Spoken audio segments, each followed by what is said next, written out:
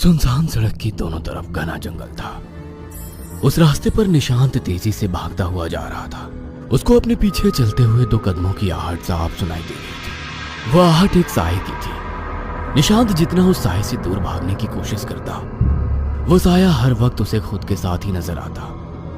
वह भागते हुए मैदान में पहुंच गया। उसे लगा अब वो इस जंगल से निकल गया है, मगर जैसे ही उसने कदम आगे बढ़ाया, उसके पैर वहीं के वहीं रुक गए। वह किसी मैदान में नहीं, बल्कि एक कब्रिस्तान में खड़ा था और सामने ढेर सारी कब्र थी। निशांत की काम्या से शादी हुए अभी 1 साल ही हुआ था। दोनों की फर्स्ट मैरिज एनिवर्सरी थी। सुबह से ही काम्या उसका इंतजार कर रही थी, मगर निशांत किसी जरूरी काम से शहर से बाहर गया हुआ था। यार, तुम तो शादी की पहली एनिवर्सरी पर ही मेरे साथ नहीं हो। भला कोई अपनी नई शादी में अपनी पत्नी से इस तरह का मिसबिहेव करता है क्या? काम्या, मुझे खुद अच्छा नहीं लग रहा है कि मैं इस वक्त तुम्हारे साथ नहीं हूँ, मगर यदि जरूरी मीटिंग नहीं होती तो मैं तुम्हें अकेला छोड़कर कहीं नहीं आता।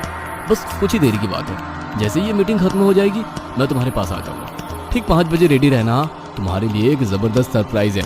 मुझे नहीं चाहिए कोई सरप्राइज, बस तुम जल्दी से आ जाओ। अब हाँ, बस कुछ घंटे की बात है, मैं तुम्हारे सामने हाजिर हो जाऊंगा। कहते हुए निशांत ने फोन रख दिया और वो जिस मीटिंग के लिए आया था उस मीटिंग में आने वाले क्लाइंट का इंतजार करने लगा। देर तक वो उस क्लाइंट का इंतजार कर रहा था, मगर क्लाइंट नहीं आया। वो उसके ऑफिस के बाहर चक्कर लगा रहा था। जैसे ही उसने घड़ी देखी, दोपहर के 2 बज चुके थे। ये विराट सर के खुद की तो शादी हुई नहीं है, मगर लगता है आज मेरी शादी तुड़वा कर रहेंगे।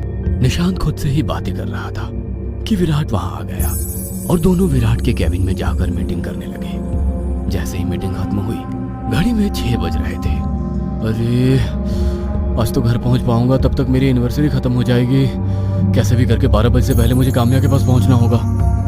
सोचते हुए निशांत स्पीड में कार चलाने लगा, मगर ट्रैफिक के कारण उसकी कार तेज नहीं चल पा रही थी। आज मुझे शॉर्टकट लेना ही होगा, वरना समय पर घर नहीं पहुंच पाऊंगा। सोचते हुए उसने गाड़ी हाईवे से सुनसान सड़क की ओर डाल दी। सुनसान सड़क पर कुछ दूर तक कुछ गाड़ियां आती जाती नजर आ रही थी, मगर जैसे ही अंधेरा गिरने लगा, सड़क पर आवाजाही ना के बराबर हो गई। दोनों तरफ कोई स्ट्रीट लाइट भी नहीं थी, सिर्फ निशांत की कार की हेडलाइट की रोशनी सड़क पर दिखाई दे रही थी। कुछ देर पहले तो इस सड़क पर थोड़ी बहुत हलचल भी थी, मगर अब तो पूरी रोड सुनसान है। कहीं मैं रास्ता तो नहीं भटक गया? मुझे गूगल मैप ऑन करना ही होगा। खुद से बातें करते हुए जैसे ही निशांत ने अपना मोबाइल अपने हाथों में लिया, तो उसने देखा मोबाइल पर काम्या के 2 मिस कॉल थे। वो काम्या को फोन लगाने लगा तो उसके मोबाइल में नेटवर्क ही नहीं थी। शिट यार, इसमें तो नेटवर्क ही नहीं है। इसका मतलब गूगल मैप भी नहीं चलेगा। काश थोड़ा बहुत नेटवर्क होता तो मैं किसी को अपनी लोकेशन शेयर करके मदद मांग लेता, मगर अब तो इस सड़क पर आगे जाने के अलावा कोई रास्ता ही नहीं है। हो सकता है यही सड़क आगे जाकर हाईवे से मिल जाए। निशांत अंधेरे में धीरे धीरे अपनी गाड़ी आगे बढ़ाने लगा। तभी अचानक उसकी गाड़ी की हेडलाइट ऑन ऑफ होने लगी। हेडलाइट की दिक्कत को इग्नोर करते निशांत धीरे धीरे आगे बढ़ रहा था। कुछ दूर जाकर हेडलाइट बंद हो गई। चारों तरफ अंधेरा था। लाइट चालू हो। हेडलाइट चालू होने के बाद जैसे ही निशांत की गाड़ी कुछ दूर चली थी, उसे बीच जंगल में एक व्यक्ति सड़क के किनारे बैठा हुआ नजर आया। बीच जंगल में ऐसे किसी को देख निशांत को हैरानी हुई। इस बीच जंगल में कौन बैठा हो सकता है?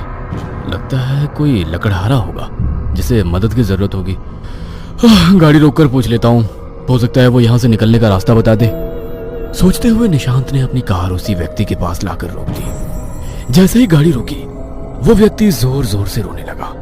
उसके रोने से निशांत डर गया, मगर फिर भी कार का गेट खोलकर उसके करीब गया और कंधे पर हाथ रखकर बोला, क्या हुआ भाई? क्यों परेशान हो? कोई मदद की जरूरत है क्या?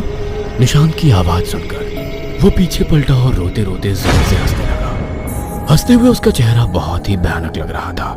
सर पर लगी हुई चोट से बहता हुआ खून सूख चुका था, जिस पर कुछ मक्खियां भिनक रही थी। शरीर पर जगह जगह घाव के निशान थे, जिन पर कीड़े चल रहे थे। उसका ये रूप देखकर निशांत की चीख निकल गई। वह तेजी से भागने लगा और भागते हुए अपनी कार के करीब पहुंच गया। वो इंसान था या कुछ और? जो कोई भी था, थैंक गॉड में बच गया। कहते हुए उसने जैसे ही अपनी कार का गेट खोला, कार की पिछली सीट पर वही व्यक्ति बैठा हुआ था। निशांत अपनी कार को छोड़कर वहां से भागने लगा। उसको अपने पीछे चलते हुए 2 कदमों की आहट साफ सुनाई दे रही थी। वो आहट एक साए की थी। निशांत जितना उस साए से दूर भागने की कोशिश करता, वो साया हर वक्त उसे खुद के साथ ही नजर आता। वो भागते हुए मैदान में पहुंच गया। उसे लगा वो जंगल से निकल गया है, मगर जैसे ही उसने कदम आगे बढ़ाया उसके पैर वहीं के वहीं रुक गए। वो किसी मैदान में नहीं बल्कि एक कब्रिस्तान में खड़ा था और सामने ढेर सारी कब्रें थी। उसके पैर वहीं पर जम गए। उसे समझ नहीं आ रहा था कि वो किस ओर जाए। पीछे भयानक साया और सामने कब्रिस्तान। डर के कारण तेजी से कांपने लगा। तभी उसे लगा किसी ने उसके कंधे पर हाथ रखा है। उसने पीछे मुड़कर देखा तो वही साया उसके बिल्कुल करीब खड़ा था। उस साये ने उसे तेजी से धक्का दिया और निशांत एक कब्र के ऊपर जा गिरा। जैसे वो गिरा, कब्र में से 2 हाथ निकलकर बाहर आए और उन्होंने निशांत को पकड़ लिया। निशांत खुद को छुड़ाने के लिए बेचैन हो रहा था। वो उन हाथों की पकड़ से छूटकर तेजी से भागने लगा। देर तक भागने के बाद उसे महसूस हुआ कि वो जहां खड़ा था वहीं है। उसके आसपास चमगादड़ मंडराने लगे। पास ही पेड़ पर बैठा हुआ उल्लू रो रहा था। ऐसा कैसे हो सकता है? मैं कब से भाग रहा हूँ और यहाँ से हिला भी नहीं। अचानक मौसम बदलने लगा। तेज हवा चलने लगी, बिजली कड़क रही थी। तभी कब्र से निकला हुआ हाथ निशांत की ओर बढ़ रहा था। दूसरी तरफ वो साया ठीक उसके सामने खड़ा था। पसीने से लथपथ निशांत को अब भगवान याद आने लगे थे। वो कब्रिस्तान के बीचों बीच खड़ा होकर हनुमान चालीसा पढ़ने लगा। जय हनुमान ज्ञान गुण सागर, जय कपीसिति हो लोक उजागर। आधी अधूरी बोलते हुए वो हनुमान चालीसा पढ़ रहा था। वो हाथ जो कब्र से बाहर निकले थे, उन हाथों ने अब निशांत के पैरों को पकड़ लिया था। वो हाथ उसे पैरों से घसीटते हुए कब्र के अंदर ले गए। निशांत जोर से चीखने लगा। जैसे ही वो चीखा, वो वापस उसी जंगल में था जहां उसकी कार थी और सामने वही साया खड़ा था। निशांत को अब समझ में आ गया था कि उसके साथ जो कुछ भी हो रहा है वो सब एक छलावा है।